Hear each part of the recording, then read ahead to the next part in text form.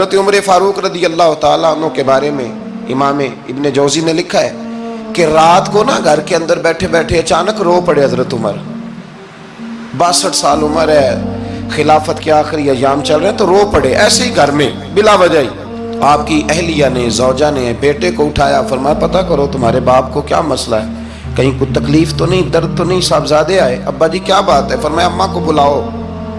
سب لوگ جمع ہو گئے تو جناب عمر فاروق رضی اللہ تعالیٰ عنہ فرمانے لگے کہ بیٹھو میرے ارد گرد. سب بیٹھ گئے تو فرمانے لگے آج جب میں مسجد سے نکلا تھا تو میرے نبی پاک کے سچے صحابہ, سچے رسول کے سچے صحابہ, حضور کے سچے غلام یہ کہہ رہے تھے کہ عمر بڑا ہی اچھا ہے, عدل والا ہے, انصاف والا ہے.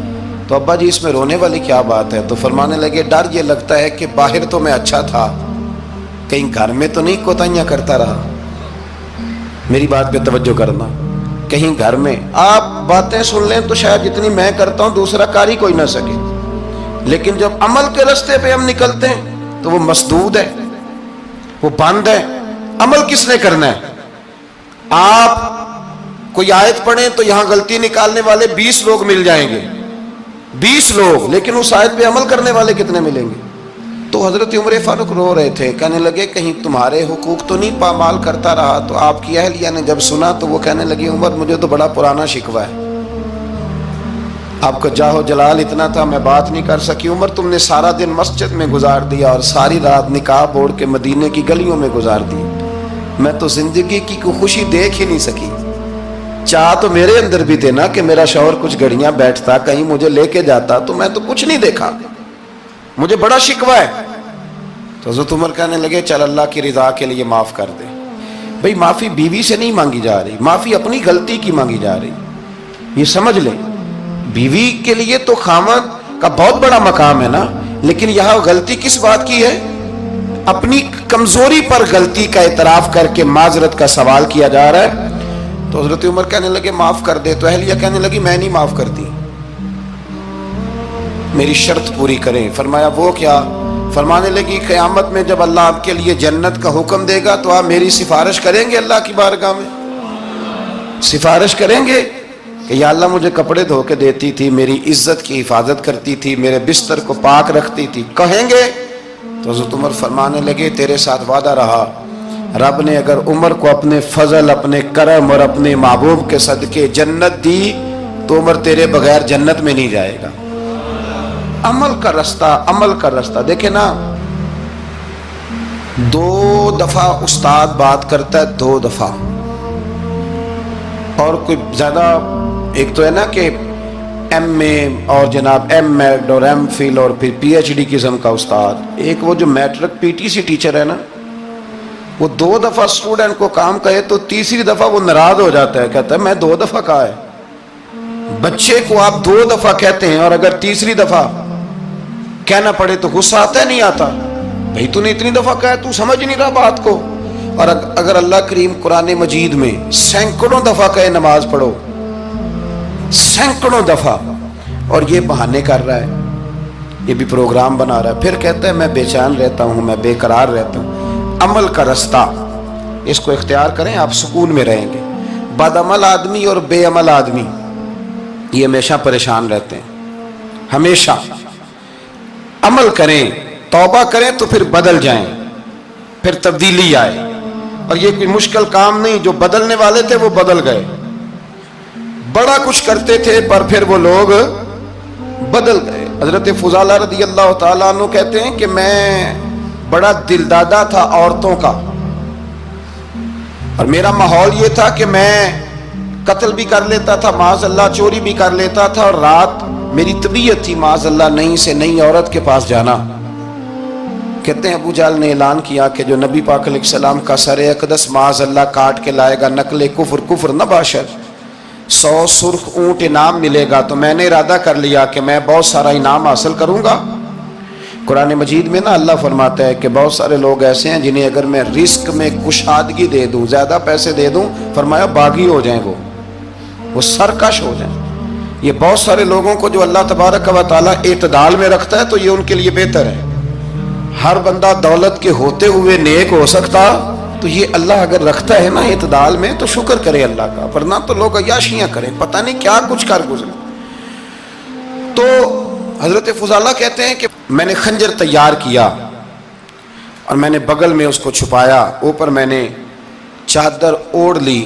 اب مجھے پتا تھا ظہر کی نماز کے بعد نبی پاک صلی اللہ علیہ وسلم طواف کعبہ کے لیے، بیت اللہ شریف کے طواف کے لیے جاتے ہیں۔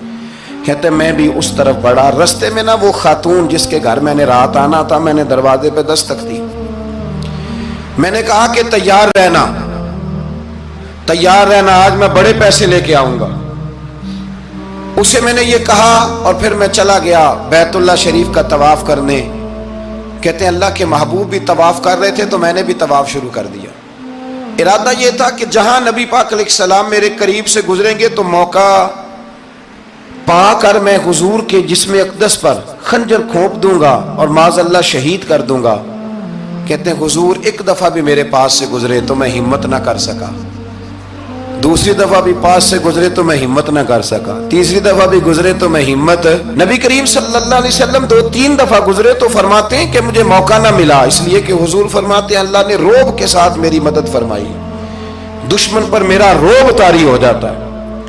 فرماتے ہیں جب چکر پورے ہو گئے تو محبوب کریم نہ چھٹے چکر پہ فرمانے لگے فضالہ چکر ایک رہ گیا ہے، بے خبر ہو جو غلاموں سے وہ آقا کیا ہے، ایک پھیرا رہ گیا ہے۔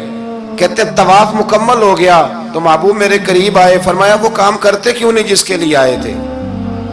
میں نے عرض کی یا رسول اللہ کون سا کام، کیسا کام؟ اندر تو چور تھا نا، بانج فقیروں کسے نہیں ماریا اے ہوئی چور اندر دا، اندر چور تھا نا۔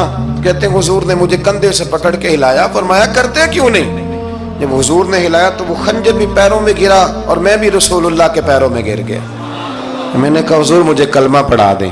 کہتے ہیں حضور نے پہلے میرے دل پہ دست مبارک پھیرا، پھر میرے نبی نے مجھے کلمہ پڑھا دیا۔ اب نا مرید ہونے والا کہتا ہے کہ جی آہستہ آہستہ میں ٹھیک ہو جاؤں گا۔ اب وہ آہستہ آہستہ کا کیا ترجمہ ہے یہ بالکل سمجھ نہیں آتی۔ بھئی کسی بندے سے 5 لاکھ روپیہ لینا ہے تو اس سے وہ کہتا ہے جی میں آہستہ آہستہ دوں گا، 500 روپیہ دے دیا کروں گا روز کا، تو کہتے ہیں میری رقم خراب ہوتی ہے، پورے دو۔ اور نیکی کی بات جب آتی ہے تو کہتے ہیں حضرت صاحب دین اتنا سخت نہیں ہے، میں آہستہ آہستہ ٹھیک ہو جاؤں گا۔ اب میں مغرب عشاء پڑھنی شروع کر دی ہے میں نے، اب میں تسبیح لے لی ہے، کل میں نے بھی آہستہ آہستہ میں ٹھیک ہو جاؤں۔ یعنی رقم لینی ہو تو وہ آہستہ آہستہ قبول نہیں ہے، لیکن اور مکان کی رجسٹری اگر کرانی ہو تو مالک مکان کہے گے آہستہ آہستہ کرا لو، کہتے ہیں پیسے پورے دیے، سویرے چل اور بیان دے۔ یہ کیا بات ہوئی؟ یہاں یہ جو ہمارا ماحول تھا نا کر لیں گے ہو جائے گا، یقین کریں لوگ قبروں میں چلے گئے ہیں پر مسجدوں میں نہیں آئے، ہر کام سے لوگ ریٹائر ہوئے پر گناہوں سے ریٹائر نہیں ہوئے، آخر تک تباہی اتر گئی لیکن لوگ بدلنے کو تیار نہ ہوئے۔ حضرت فضالہ کہتے ہیں ابھی میں نے کلمہ پڑھا، ابھی میں واپس آیا، رستے میں وہ بی بی کھڑی تھی، کہتے ہیں میں وہ شخص تھا کہ عورتیں مرتی تھی میرے اوپر اور کسی کی جرت تھی کہ وہ آئیں بائیں شائیں کرے، لیکن فرماتے ہیں میں بی بی کے پاس سے گزر گیا، پہلے تو اس کا خیال تھا رکے گا، لیکن جب میں رکا نہ تو دروازے پہ آئی، اور جب میں گزر گیا تو اس نے آواز دی، لیکن میں نے سنی انسنی کر دی، جب آگے بڑھا تو میرے پیچھے دوڑی۔ فرماتے ہیں مجھے پکڑ کے کہنے لگی فضالہ تجھے کیا ہوا، تو وہی نہیں جو یہاں سے گیا تھا؟ آپ فرماتے ہیں میں کبھی نہیں رویا تھا، میں کبھی نہیں رویا تھا، اور جب کہا نا تو وہی نہیں، کہتے میں نے سر اٹھایا تو میری آنکھوں میں آنسو تھے، میں نے کہا میں جو گیا تھا وہ نہیں ہوں، اب تو میں محمد عربی کا غلام بن گیا، اب میں وہ نہیں ہوں، اب نہیں ہو سکتا کہ کوئی میری نظر میلی ہو جائے، یہ کیسے ممکن ہے؟ اب نا اسلام کی تعریف ہم نے یہ کی ہے کہ خبردار کوئی ہمارے قریب نہ آئے، ہم کسی کو بات نہیں کرنے دیتے کہ ہم مسلمان ہیں، ہم بات نہیں کرنے دیتے۔ پتہ کیا بات ہے، ایک میری یہ تقریر ہوتی ہے ممبر پہ، اور ایک میرا عمل ہوتا ہے جب میں سفر کرتا ہوں، جب میں گاڑی میں بیٹھتا ہوں، جب میں دوستوں سے ملتا ہوں، جب ان دونوں باتوں میں تضاد آتا ہے نا، تضاد، تو لوگ تقریر کو جذبات نہیں کہتے، ایک فن بن جاتی ہے تقریر۔ آپ کو پتہ ہے نا وائزین نعت خاں کہتے ہیں میں نے محفل لوٹ لی، پھر لوگ شمار کرتے ہیں کتنے لوگوں نے سبحان اللہ کہی، پھر لوگ شمار کرتے ہیں کہ آج 5 بندے روئے بھی تھے جب میں تقریر کر رہا تھا۔ تو پھر یہ فن ہے، یہ جذبات کا اظہار۔ سمجھ لیں بات کو کہ عمل جب آپ نہیں نہ کرتے عمل، تو آپ خود بڑے بے چین رہتے ہیں کہ یار یہ میں کیا کر رہا ہوں، یہ کون سا گورکھ دھندا ہے کہ میرا عمل صفر ہوتا جا رہا ہے۔ ہمارے ایک استاد تھے تو وہ فرمایا کرتے تھے کہ اگر پڑھے لکھے آدمی کو تم بے عمل دیکھو تو اس سے دور ہٹ جایا کرو، ورنہ تمہیں بھی بے عمل کر دے گا۔ میں نے ان سے عرض کی، میں نے کہا حضور یہ کیا ہے؟ تو فرمانے لگے اپنے حضرت صاحب سے پوچھنا، وضاحت کریں گے۔ میں نے حضرت صاحب سے کہا جی عجیب بات کر دی ہے، علم والے بندے کے پاس بیٹھ کے تو علم آتا ہے۔ تو وہ فرما رہے تھے کہ علم والے بندے کے پاس اگر وہ بے عمل ہو تو بالکل نہ بیٹھنا۔ تو حضرت صاحب فرمانے لگے انہوں نے صحیح کہا ہے۔ اب بات بہت بڑی ہے، پتہ نہیں آپ کی سمجھ میں آتی ہے نہیں آتی، بہرحال کر دیتا ہوں۔ پڑھا لکھا بندہ اگر بے عمل ہو تو اس کے پاس، تو میں نے کہا حضور کیوں؟ فرمانے لگے اس لیے کہ وہ اپنی بے عملی پر بھی دلائل دے گا۔ يا من صليت بكل الأنبياء، يا من